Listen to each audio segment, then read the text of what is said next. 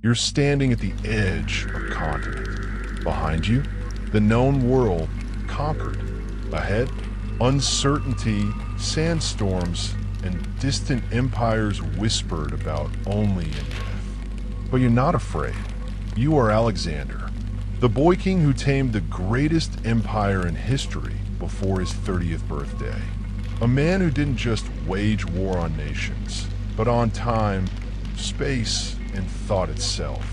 What made Alexander so powerful wasn't just his army, his heritage, or his luck.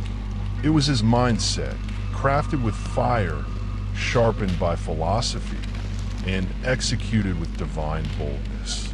In this video, we unpack 10 strategic rules that made Alexander the great and eternal force. These aren't just lessons in warfare. They are rules for dominating your time, your territory, and your thoughts. Whether you want to lead a business, transform your life, or command a room, these rules were forged on ancient battlefields but still apply to the modern world. Let's begin. Rule number 1. Claim the world before the world claims you. At just 20, Alexander inherited his father's empire, and within a year, he crushed rebellions, united Greece, and crossed into Asia. His first rule: don't play defense with your life. Zajce initiativa. Make your move before the world defines you.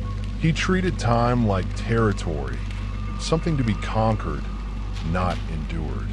Most people react. Alexander planned, moved, struck. He saw hesitation as the first step to defeat. Philosophical interlude. In Stoicism, delay is a thief. Marcus Aurelius wrote, "You could leave life right now. Let that determine what you do, say, and think." Alexander lived this. When Thebes revolted, he razed the city in days, not out of cruelty, but as a message. You do not wait for chaos to knock. You break its door down first. Modern application. Don't wait for opportunities. Create them. Launch the idea before it's perfect. Set your standards before the world assigns you roles. Be the hammer, not the anvil. Rule number 2. Control the narrative, control the empire.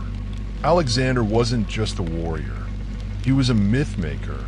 He declared himself the son of Zeus Ammon in Egypt. To the Greeks, he was a demigod. To the Persians, a new Darius.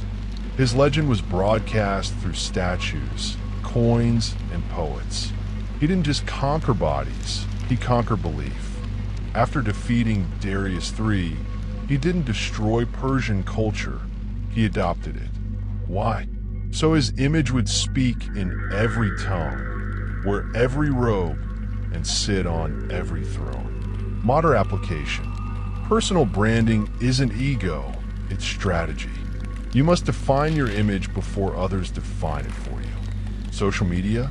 That's your battlefield. Narrate your values, wins, and beliefs. Quod interlude.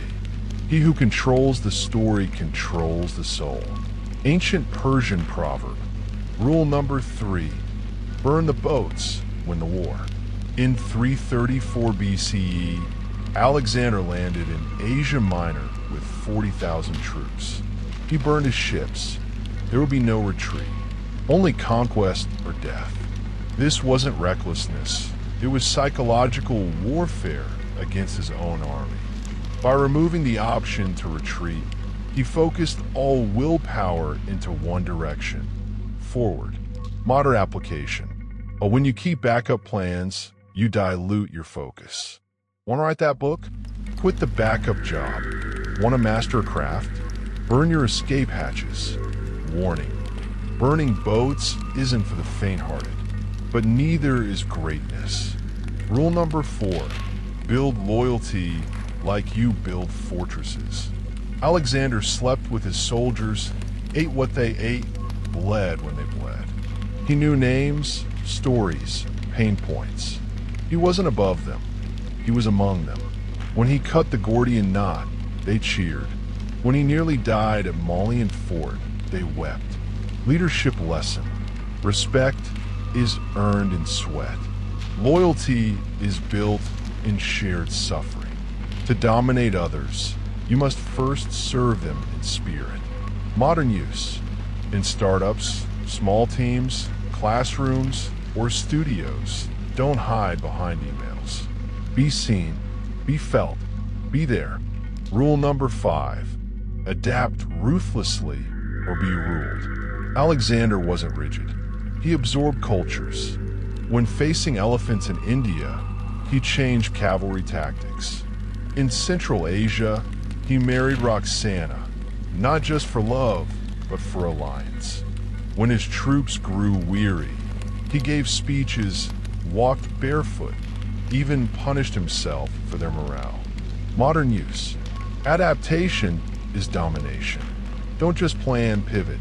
Change your methods, not your mission. Philosophical note. The reed bends with the wind while the oak breaks. Be the reed. Rule number 6. Think generational, act daily. Alexander didn't conquer cities, he founded them. Over 20 cities were named Alexandria, designed to spread Hellenistic culture. He built infrastructure, academies, and trade routes. Yet every day, he reviewed maps, trained, read philosophy. Modern lesson. Think in decades, work in days, build systems, not just goals. Every daily action should align with a long-term vision. Kuota, leave a mark the wind can't erase. Rule number 7, forge allies, not just armies. Alexander married into royal families, respected local religions, and installed cooperative governors. His empire didn't run on fear, it ran on fused loyalties. Conquest without connection breeds revolt. Modern insight. Want to dominate a market? Build partnerships, not monopolies. Want lasting influence? Make people feel seen. Rule number 8. Master philosophy. Master yourself. Alexander was tutored by Aristotle. He studied ethics, logic, biology, politics. His battlefield decisions weren't just instinct, they were intellectual. He once said, "To conquer oneself is the greatest victory." Modern application. You can't master time or territory if you haven't mastered thought.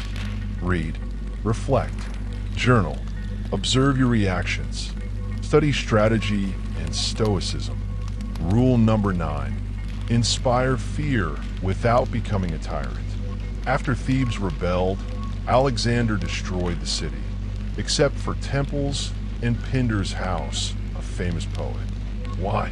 It sent a message. Disobey, and you'll vanish. Respect culture, and you'll flourish.